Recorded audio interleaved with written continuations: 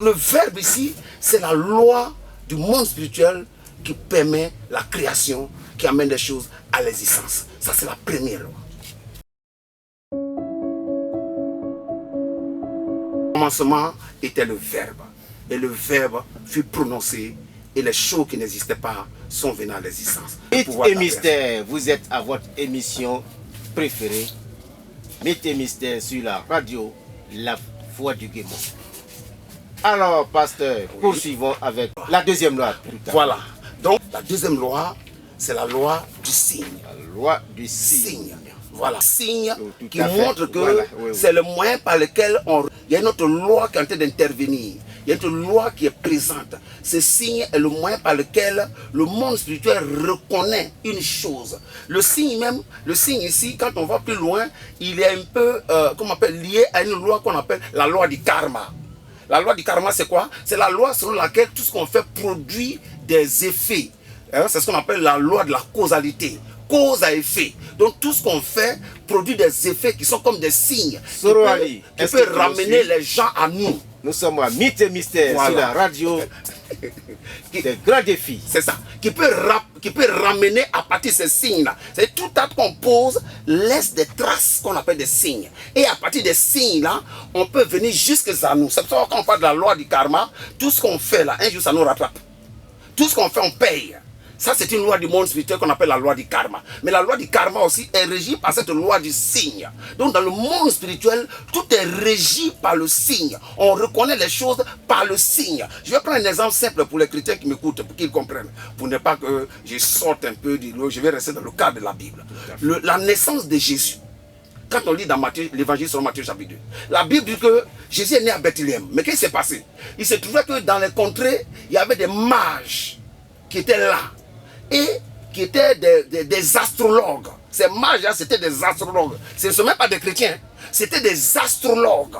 Et ils étaient là, pendant qu'ils étaient en train de, comment on appelle, scruter le ciel, ils ont remarqué qu'il y avait une étoile qui était un signe de la naissance des rois. Des astrologues, c'est-à-dire qu'ils n'ont pas entendu la parole de Dieu. Ils ne connaissent même pas Dieu. C'est-à-dire qu'eux, ils pratiquent certaines lois du monde spirituel et liées à l'astrologie, c'est elle qui est liée au signe. Donc, eux, ils ont vu une étoile dans le ciel qui annonçait qu'il y a un roi qui est né. Donc, ils sont venus directement, ils ont suivi l'étoile, ils sont venus jusqu'à chez le roi Hérode. Ils ont dit, ben, nous sommes des astrologues, mais on a trouvé une étoile qui annonce la naissance d'un roi. Nous sommes venus, ce roi-là, nous sommes venus pour l'adorer parce que cette étoile prouve que c'est un grand roi. Et donc, Hérode même était troublé, nous dit la Bible. Et il ne savait pas, mais il ne comprenait pas. Donc lui, ça veut dire que lui, un jour, il sera détrôné, ses enfants seront détrônés, et ce roi va le remplacer. Donc il a dit en secret, bon, allez-y, renseignez-vous. Si vous trouvez ce roi-là, si vous faisiez l'adorer, venez me dire, moi aussi, il est parti l'adorer. Mais je ne vais pas m'étaler dans ces détails, mais je vais dire que ce qui a conduit les rois mages, c'était le signe. Ce n'est pas une prophétie, mais ils ont regardé le signe. Le signe qui annonçait la naissance d'un roi. Donc dans le monde spirituel, les choses sont reconnues par le signe. C'est une loi par laquelle le monde spirituel reconnaît quelque chose. C'est le signe qui permet à un homme aussi de s'identifier par rapport à quelque chose. Je vous donne d'autres exemples. Vous voyez que dans notre monde, tout ce qu'on fait, on met une marque dessus. On met un signe. On appelle ça un logo. Bon, par exemple, je prends pour les voitures. Vous allez voir que toutes les voitures que les gens créent mettent un signe. La BM a son signe. Comment on appelle, la Mercedes a son signe. Même notre radio La Voix du Guémon a son signe.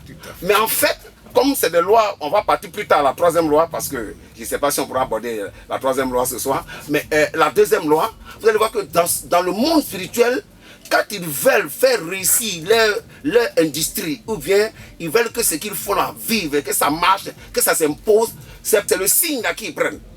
Vous savez, ces signes là qui seront bâtis des hôtels. Vous savez, ces signes qui seront fait des sacrifices. Vous savez, ces signes-là qui vont faire des pactes avec le monde spirituel.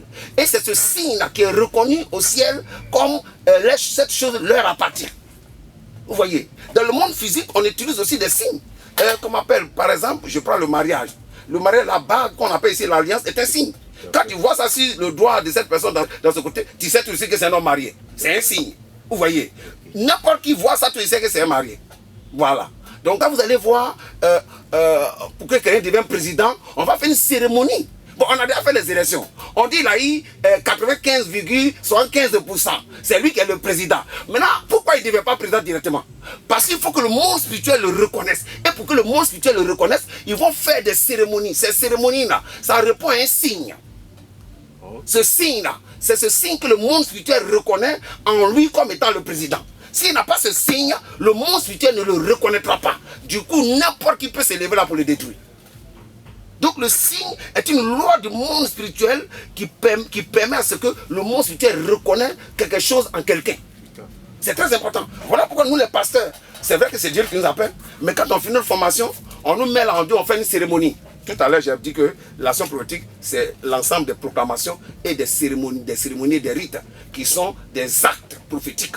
Vous voyez, on fait une cérémonie pour qu'on puisse dire que c'est un pasteur. Tout de suite, quand tu vois ce col-là, c'est que je suis un pasteur. C'est des signes. Donc le monde spirituel fonctionne sur la base des signes. Je vais aller un peu plus loin, je vais te donner un autre exemple. Les astrologues, l'astrologie, ce n'est qu'un ensemble de signes. Quand vous voyez l'astrologie, je crois qu'il y en a 12 si je ne me trompe pas. Il y a 12 signes zodiaques. Que ces signes zodiaques-là, c'est des signes que le monde spirituel reconnaît. C'est le signe selon lequel les esprits s'orientent. Ils agissent. Sur ces signes, quand ça est dans ta vie, en fonction de ces signes, le spirituel va interagir avec toi. Donc tout à l'heure, pour garder ta célébrité, il faut faire comme ça, il faut faire comme ça, il ne faut pas faire comme ça, il ne faut pas faire comme ça. On te donne des principes selon lesquels tu dois marcher. Pourquoi? Parce que le monde spirituel n'interagit pas directement sur toi. Il interagit en fonction des signes qui sont dans ta vie, en fonction de ton étoile qui est un signe, en fonction de ta destinée. Tout ça, c'est représenté dans le monde spirituel comme des signes. Vous voyez? Et donc, ce sont ces signes-là qui permettent au monde spirituel de reconnaître quelque chose. Donc, c'est une loi du monde spirituel. Voilà pourquoi vous allez voir que même tout ce que Dieu a fait dans la Bible, il a mis des signes. Quand vous lisez dans le livre de Genèse, vous allez voir que, le cas de Noé. Quand Dieu a envoyé le déluge, après du Genèse chapitre 6 là-bas, que Dieu a envoyé le déluge, après le déluge, la Bible que Noé a fait un autel, il a dressé un autel, il a adoré Dieu. Et Dieu a grillé son autel. Dieu a grillé son offrande. Et Dieu a dit quoi? Dieu a dit désormais, il n'enverra plus la pluie pour détruire le monde. Mais pour que cette loi-là, cette décision qu'il a prise là, soit permanente, qu'est-ce qu'il fait? Il va mettre dans le ciel un arc-en-ciel qui sera comme un signe qui va dans laquelle cette parole que j'ai dit là va interagir. Et chaque fois que les nuages vont se gonfler d'eau pour vouloir se déverser sur la terre dans le but de la détruire, quand ce signe va apparaître, moi Dieu, je vais respecter ma parole. Donc Dieu se reconnaît à travers ce signe. Dieu agit à travers ce signe. Donc vous voyez, c'est comme une orientation. C'est ça le signe. C'est la loi du monde spirituel selon laquelle les choses sont reconnues. On reconnaît quelque chose en quelqu'un, ou bien on reconnaît quelqu'un, on reconnaît... Voilà, c'est par le signe. Vous allez voir aussi que Dieu allait plus loin. Par exemple, dans Ésaïe chapitre 38, on parle du roi Ézéchias. La Bible dit que le roi Ézéchias était malade à la mort, il devait mourir. Et donc Dieu envoie le prophète Ésaïe pour venir dire au roi Ézéchias, donne des ordres à ta maison parce que tu vas mourir, tu ne pourras pas sortir de cette maladie. La Bible dit quand Ésaïe est sorti, il était encore dans la cour. Et puis le roi Ézéchias s'est tourné vers le mur, il a commencé à prier. Voilà la prière qu'il a fait. Il dit Seigneur, rappelle-toi. Sa première prière même, là, il s'est appuyé sur le signe. Il dit rappelle-toi que j'ai fait telle chose pour toi, j'ai fait telle chose pour toi, qui sont des signes par lesquels tu reconnais ce que j'ai fait pour toi. Donc dès qu'il a dit ça net là, Dieu a vu tout ce qu'il... Dieu, quand il s'est appuyé sur tout ce qu'il a fait, qui sont comme des signes de bienfaisance, de bonté, de l'amour de Dieu, d'adoration de Dieu, Dieu rappelle Ésaïe et lui dit, retourne vers Ézéchias, dis-lui qu'il ne mourra plus. Je lui donne 15 années. C'est la seule personne dans la Bible qui savait quand il allait mourir. Bien sûr, il n'y a pas Jésus-Christ. C'est le seul qui savait. Élie savait qu'il allait être enlevé. Enoch a été enlevé. Vous partez voir un mystique, il prend ta main et regarde dedans. Et en fonction des signes, il peut interpréter ton avenir. Tu es étonné, tu dis, mais comment il a fait? Mais il connaît la loi des signes. Il connaît. Donc il regarde les signes. Il regarde les signes. Nos parents là, ils sont orientés par les signes.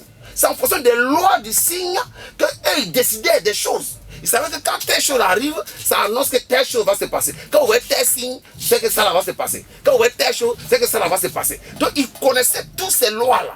Et c'est en fonction de ça qu'ils s'orientaient. Donc quand ils se levaient, ils disent ça là on ne fait pas. Hein?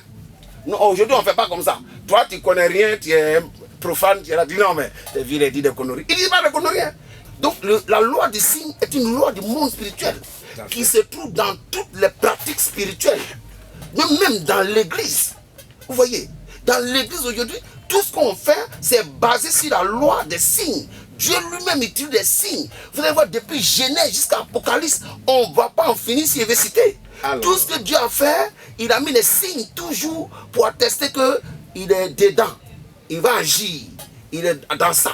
Pour que quand toi-même tu vois ça aussi, ça te rassure, ça te met en confiance. Le signe que tu as vu là prouve que Dieu est avec moi. Le signe... Ça n'explique pas le fait qu'il y a des blocages dans la vie de certaines personnes sur la terre. Si tu veux, les lois spirituelles sont comme un peu des remèdes, des solutions à nos problèmes. Donc en appliquant ces lois, on trouve la solution à nos problèmes. Donc, si quelqu'un a des blocages, c'est l'ignorance de ces lois et la non-application de ces lois qui va permettre ces blocages.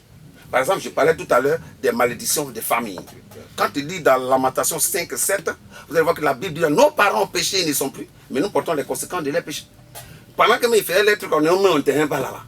Mais maintenant, ils sont morts. Comme dans le monde spirituel, les choses peuvent naître, mais ça ne disparaît plus. Quand quelque chose commence à exister, il ne disparaît plus. Donc il est là. Tous ceux qui vont naître de cette lignée de sang là, ça va agir, ça va influencer leur vie. Maintenant, si tu connais la loi du monde spirituel, si tu appliques cette loi, tu peux t'affranchir de ça. Vous voyez. Mais quelqu'un ne connaît pas cette loi, mais il va avoir des blocages dans sa vie. Il va se battre physiquement, il va se battre mentalement, il va utiliser ses relations, mais ça va toujours aboutir au point de départ. Zéro. Il ne peut pas évoluer. Pourquoi? Parce que pour qu'il y ait changement, il faut aller à la source. Or, ton problème là, sa source est spirituelle. Il n'est pas physique. Le physique, c'est la conséquence de tout ce qui se passe dans le spirituel. Quand tu vas au cimetière aujourd'hui, il y a plein de leaders qui sont là-bas. Les leaders, tu ne sais jamais accomplir. Des grands hommes qui sont là-bas. Des grands rêves qui sont là-bas. Des grands projets qui sont là-bas. Mais qui ne sont jamais réalisés. Il y a des gens qu'on a prophétisé dans leur vie. Et ils s'attendaient à l'accomplissement. Il n'y a pas eu accomplissement. Pourquoi? Parce que cette loi, tu veux t'emmener à une autre loi. Pour que cette parole s'accomplisse, il faut une autre loi. Il y a le verbe, il y a le signe qu'il faut pour que le verbe puisse se manifester. Donc vous allez voir, ils se sont contentés du verbe, ils ne sont pas allés à la loi du signe. Du coup, il n'y a pas de manifestation. On a prophétisé dans ta vie, ça fait des années. Et tu n'as jamais vu ça. Tu es découragé. Tu commences à dire les prophètes sont les menteurs. Même Dieu même est faux. Il n'y a rien de révélé dans Dieu. C'est de la loterie. C'est faux, mon frère. Tu n'as pas compris que tout ce qu'on fait, c'est basé sur les lois du monde spirituel. Donc si tu n'as pas ces lois, tu vas avoir des blocages qui n'auront pas de solution. Tu vas appeler des gens qui sont incapables de résoudre ton problème. Et quand ils vont venir, ils vont faire leurs efforts, mais ça va donner zéro. Pourquoi? Parce qu'eux-mêmes, là, ils ne répondent pas à ces lois. C'est pour ça que je te disais tout à l'heure que c'est nous les hommes de Dieu qui sommes la bouche de Dieu. On nous appelle la bouche autorisée de Dieu.